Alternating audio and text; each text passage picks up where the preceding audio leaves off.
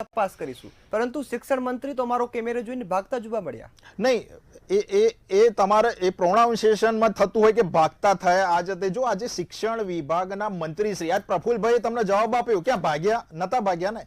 અને શું કરવા ભાગવું પડે ભાઈ? આ એલાન આકાશ કઈ સરકારી, મને કદાચ કોઈ કોંગ્રેસના રાજીવ ગાંધી ભવનમાંથી એક પણ વ્યક્તિ બતાવે કે આ બંને મંત્રીઓના આ એલાન આકાશની માલિકી છે, બતાવી શકશે? શું કરવા ભાગવું પડે?